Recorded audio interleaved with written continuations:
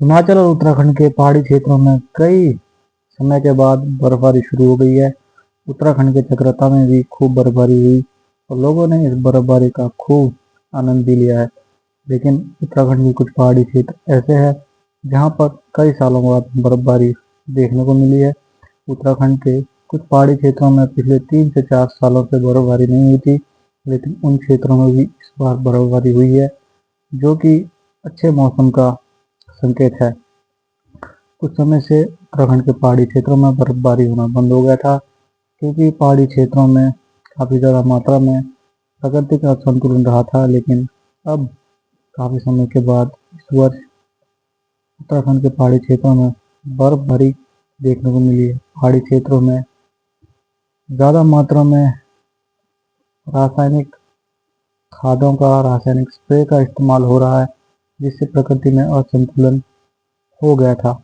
आज से करीबन 10 से 15 साल पहले उत्तराखंड के पहाड़ी क्षेत्रों में काफ़ी भारी बर्फबारी हुआ करती थी, लेकिन कुछ समय से जब से पहाड़ी क्षेत्रों के लोगों ने रासायनिक खादों का इस्तेमाल शुरू किया है, तब से यह बर्फबारी कम होना शुरू हो गई थी और अब बर्फबारी 3 से 4 साल बाद हो रही है।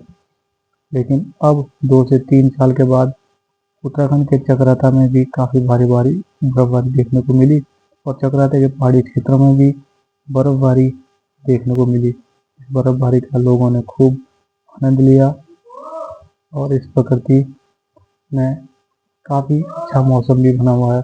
बर्फबारी के कारण उत्तराखंड क्षेत्र में मौसम में परिवर्तन हुआ है।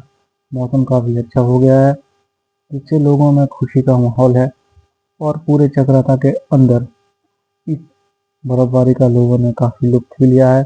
और हिमाचल के पहाड़ी क्षेत्रों में तो काफ़ी ज़्यादा बर्फबारी हुई है। शिमला जैसे क्षेत्रों में बर्फबारी काफ़ी ज़्यादा हुई है, जिससे लोगों में काफ़ी अच्छी खुशी है। लोग इस मौसम को देखकर काफ़ी खुश है और लोगों ने काफ़ी इसका आनंद भी लिया है और काफ़ी समय बाद बर्फबारी हुई है। लेकिन इस बार भी कुछ क्षेत्र ऐसे हैं जहाँ 3 से 4 साल पहले, 5 साल पहले बर्फबारी हुआ करती थी। इस वर्ष उन क्षेत्रों में भी बर्फबारी नहीं हुई है। ये साफ संकेत देता है कि प्रकृति में कहीं ना कहीं असंतुलन हुआ है। इसके कारण उन क्षेत्रों में बर्फबारी देखने को नहीं मिली जहाँ आज से 5 या 6 साल पहले बर्फबारी हुआ करती थी।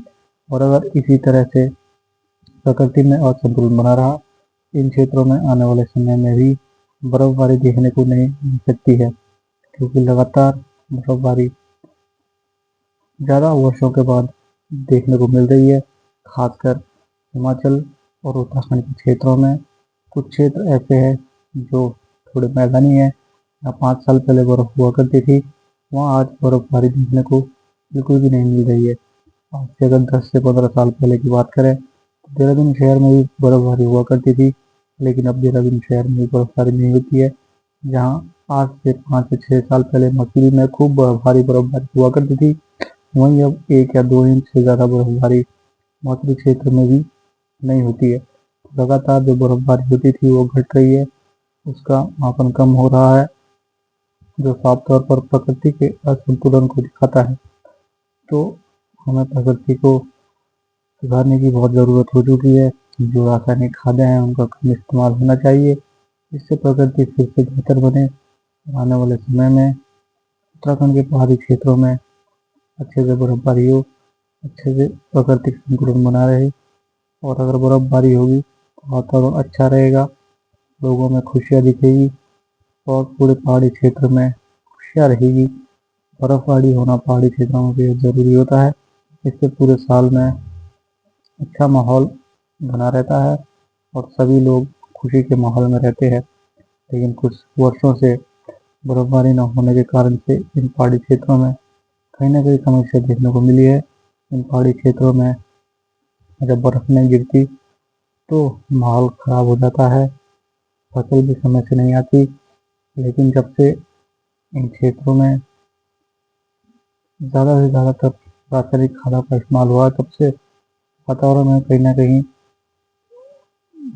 नकारात्मक प्रभाव पड़ा है, जिसके कारण अब बर्फबारी कुछ वर्षों के बाद होती हुई दिखाई दे रही है। जो प्रकृति की तरफ से एक संदेश है कि अगर प्रकृति को सुधारा नहीं जाएगा तो बर्फबारी इसी तरह होगी बर्फबारी लेट होगी।